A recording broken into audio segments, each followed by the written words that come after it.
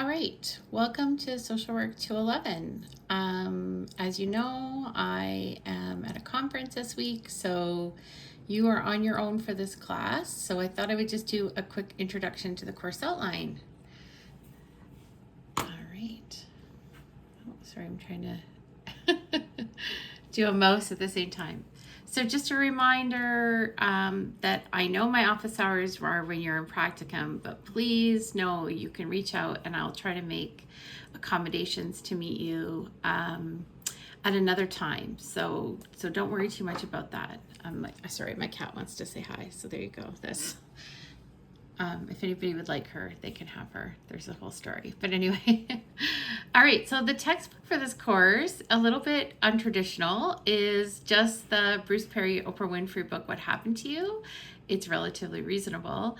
A decision I made that a number of years ago was to move away from a textbook in this course because there's so much information happening in the field and it's changing all the time. So we're mostly going to use web pages and other additional supplementary kind of sources. This section is all about if we have to move online, but hopefully that doesn't happen. So I've worked to kind of scale down the course objectives, learning outcomes for the course. And I'm probably going to do a little bit more work on those as well in the spring. But this is basically what I would like for students to get out of the course. And I think you're all familiar with the mission statement. We hope to educate, inspire, and empower social workers of the future. And these are the goals of the program. And some preamble. And really just ask you to do a quick review on your own of student responsibilities and expectations. And you hear another cat. A different cat what's in my office. So I think you can just review that on your own. I know this is the schedule and the assignments is what people are really interested in. So just a reminder, January 9th is asynchronous. So please do not attend in person. You will do work through things on Blackboard. And you will have a chance to do an online assessment and an online debrief. That debrief is actually going to be a little bit longer than I thought. And so I've sent out previous information about that because we have a chance for students to do the IDI this year, which is really cool. And I really look forward to having some conversations with you about whether you feel like that's useful. This is the first time we will be doing this in this class. After I went to some training myself last year and learned a little bit more about the IDI, and it really, to me, aligns with a lot of things in social work. So we'll find out a little bit more about that. So we will be having book clubs. And so I had talked about that book, which has chapters in it. It's not like a textbook, so please don't be intimidated by the amount that you have to read.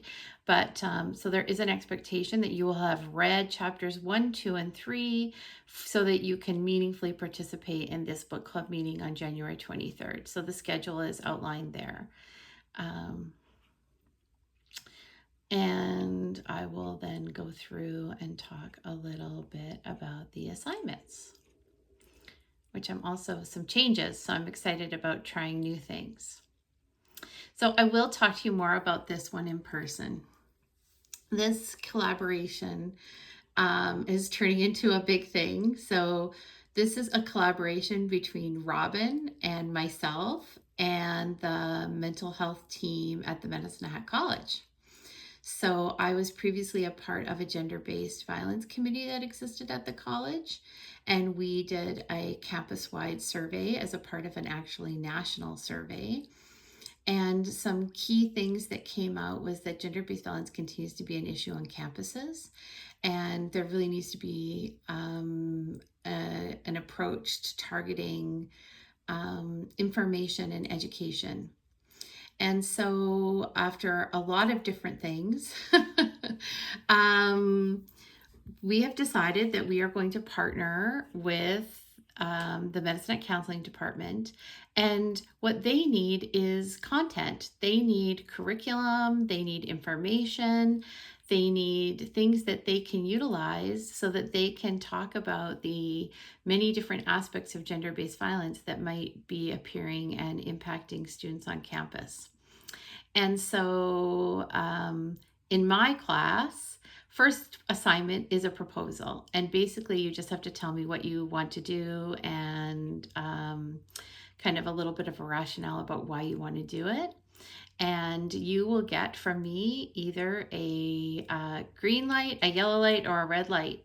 And at that time, you can actually connect with Taryn Neva, who is the manager of the counseling department. She has money. So she has a $100 budget. So for instance, if you want to develop an interactive game that can be used to teach about or educate about consent. I'm totally making this up, but doesn't that sound like a great thing to do?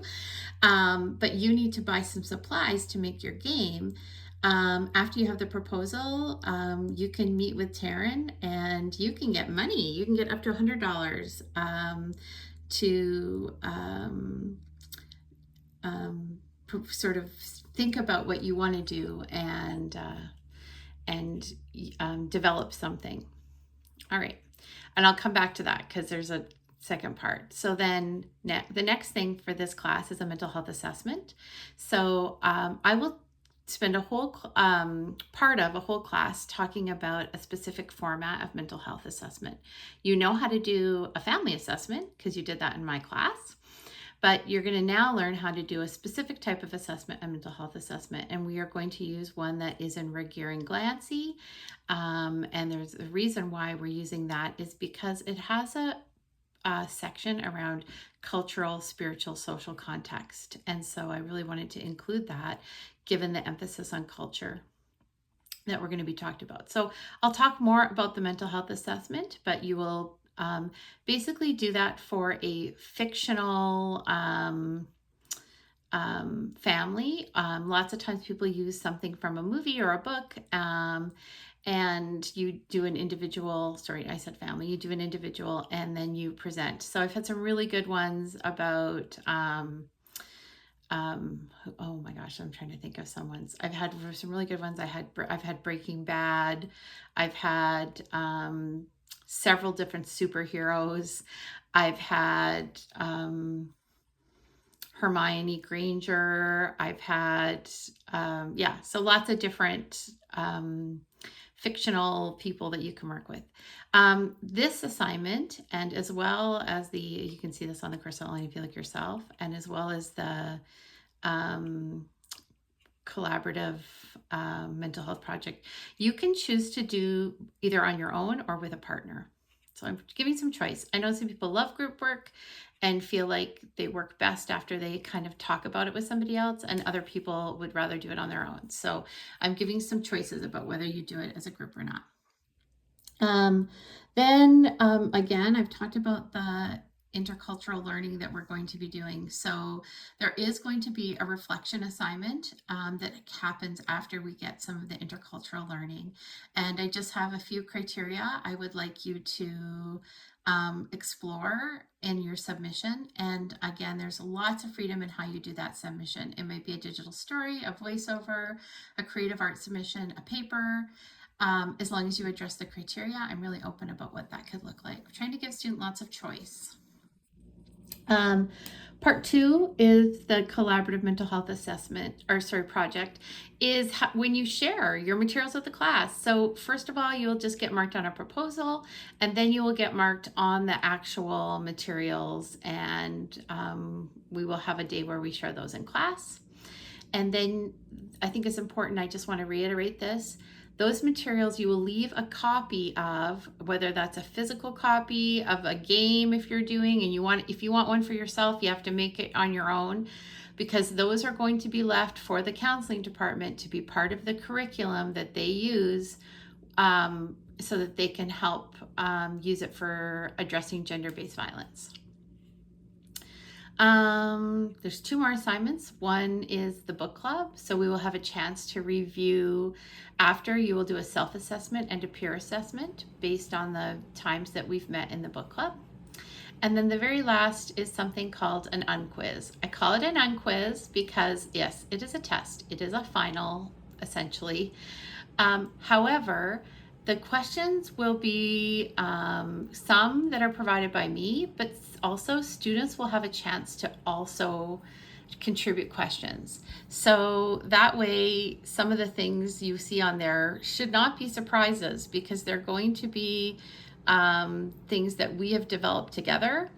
So students will have a chance to contribute to what is going to be on the unquiz. All right. These are just the dates for all the things I've talked about. No final exam by the registrar. Just to share again that I'm open to some things being handed in late. However, some things, what I really need is communication. And then also in-class assignments. So, I think I've added something here that I don't have anymore. Sorry, that's an error on my end. But in-class assignments are very tricky to hand in late. So, for instance, the where we present what we're doing for the gender-based violence project, that is tricky to hand in late. And I just want to state a reminder that student attendance is an expectation, and if you cannot attend for a valid reason, then I would prefer to have professional communication. So please let me know. I don't need all the details, but please let me know.